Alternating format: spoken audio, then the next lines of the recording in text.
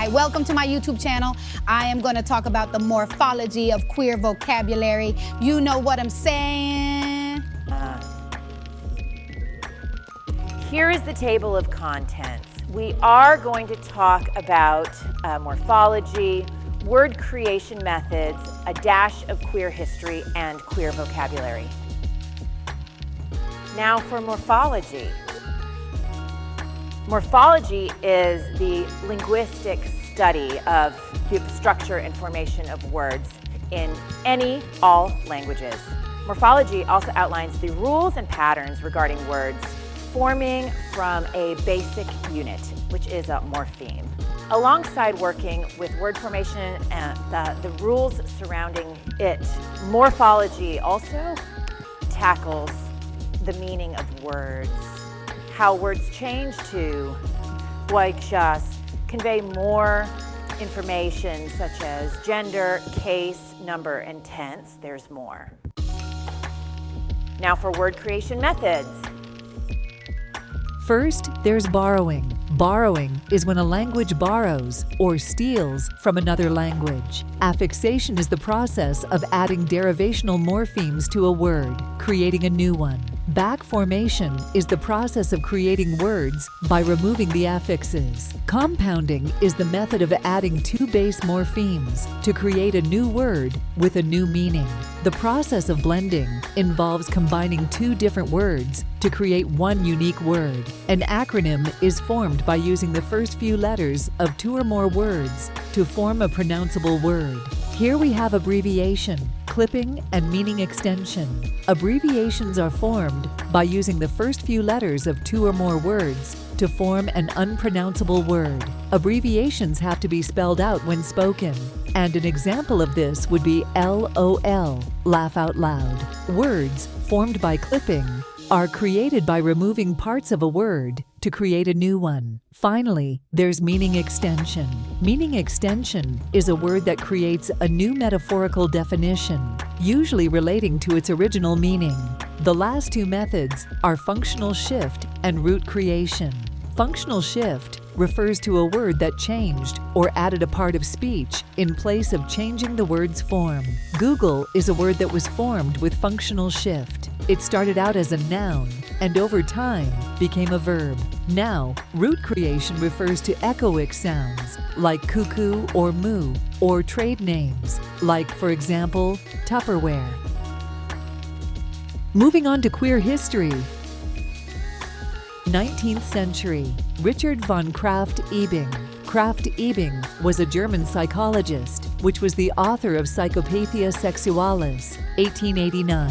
Psychopathia Sexualis served as a forensic reference book for medical professionals and judicial bodies. In the introduction of the book, it is noted that Krafft-Ebing chose a scientific term for the title, and he had deliberately written parts of the book in Latin to discourage lay readers. Psychopathia Sexualis was one of the first books about sexual practices that focused its studies on homosexuality and bisexuality. Judicially, it suggested considering the mental state of sex criminals in legal prosecutions. This book mainly focused on sexuality within men. However, there are sections that discuss practices in women. Within this book, Krafft-Ebing proposed that homosexuality was a result of sexual perversion, basing his conclusion from the purpose of sexual intercourse being procreation, and homosexual intercourse not resulting in procreation. This idea stems from Sigmund Freud's theory of perversion. According to Freud, in his 3 essays on the theory of sexuality, all humans are innately perverse. Freud clinically explored various erotic endowments and inclinations, such as hermaphroditism, sodomy, and fetishism.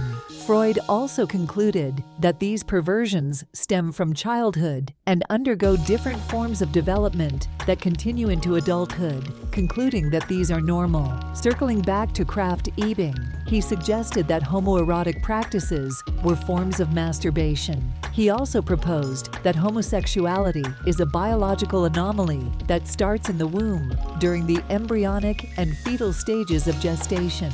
This later turned into a sexual inversion of the brain. This led us to the word psychosexual hermaphroditism, which is now considered to be bisexuality. Krafft-Ebing believed that gay men wanted a female body, lesbians wanted a male body, while bisexuals wanted to become intersex. Gay liberation. The gay liberation movement, often referred to as the LGBTQ+ liberation movement, is a social and political movement that emerged in the late 1960s and early 1970s. It is rooted in the broader civil rights and social justice movements, but focuses specifically on the rights and liberation of lesbian, gay, bisexual, transgender, and queer LGBTQ+ individuals. The movement sought to challenge and change the systemic discrimination, prejudice, and oppression faced by queer people. The key features and milestones of the gay liberation movement include the following. The Stonewall Inn riots. These riots that began in June 1969 in New York City are frequently cited as the catalyst for the movement. Protesters for several days after a police raid on a homosexual, gay nightclub were started by activists and customers who refused to be arrested. The LGBTQ+ rights movement is said to have started as a result of the Stonewall riots. One of the pioneers of these riots was Marsha P. Johnson, who is pictured here. Creation of LGBTQ+ groups to promote LGBTQ+ rights and increase public knowledge of LGBTQ+ concerns. LGBTQ+ people and allies created a number of groups, including the Gay Liberation Front and the Gay Activists Alliance, following the Stonewall riots. Words from the Gay Liberation Movement. GLF, or Gay Liberation Front, was an organization that advocated for gay rights. GAA, GA, or the Gay Activists Alliance, was an organization that served to gay and lesbian rights. The organization desired to be neutral and be politically involved with the government. Finally, homophile. Homophile was coined in 1924 to mean a person who loves another of the same sex and was used to emphasize love over sex. Eventually, it changed, and in the 1950s was used to refer to the groups and people of the homophile movement, or better known as the Gay Liberation Movement. Homophile is a word formed by the Greek prefix homo, meaning same, and the Latin suffix phila, meaning love or beloved. Queer vocab. First, we have gaydar. Gaydar refers to a person's ability to identify whether someone else is gay or queer based on mannerisms and physical appearance. The word is a blend of gay and radar. Next, there's shade. Shade is a noun and is a way to insult someone subtly in a witty and clever manner. This definition is metaphorical and stems from the original definition of shade: darkness where light, particularly sunlight, is blocked. The verb of shade is to throw shade. Continuing on, we have read. Much like shade, read is a noun, which is the act of sharply criticizing or making fun of someone. When someone reads another person, they may point out their flaws, weaknesses, or inconsistencies, often using witty wordplay and humor. And then there's dead name. Dead name is as a verb to call a trans person by their birth name when they have changed their name as part of their gender transition, and as a noun refers to a trans person's birth name. Dead name is a blend of the words dead, a's name, because the old name, birth name, is dead, no longer used. The next word is strag. Strag is a blend of the word straight and a derogatory term referring to gay men. Strag is a noun that refers to ignorant straight people or cishet people. Gagged is an adjective meaning to be amazed or stunned by someone or something. Usually, the gagged person is so stunned they cannot speak.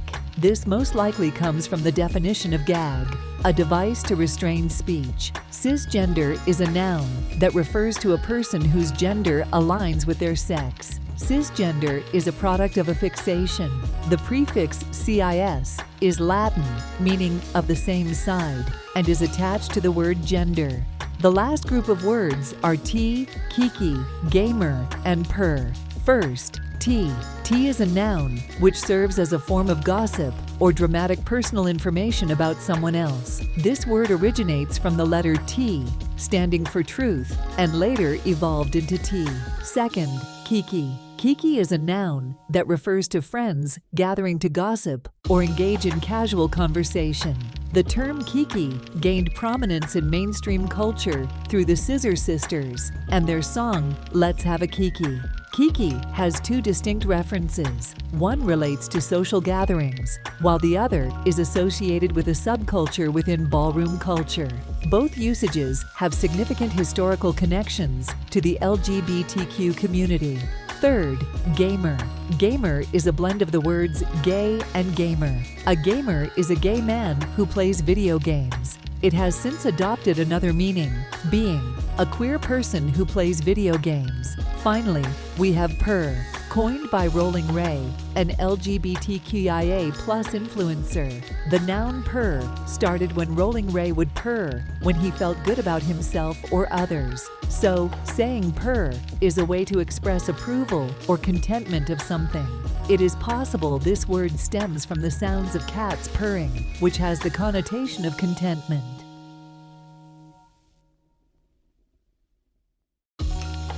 Thank you for watching. I hope you have learned a little more about queer culture and history while learning a little more about morphology. We definitely slayed this lesson. Goodbye for now.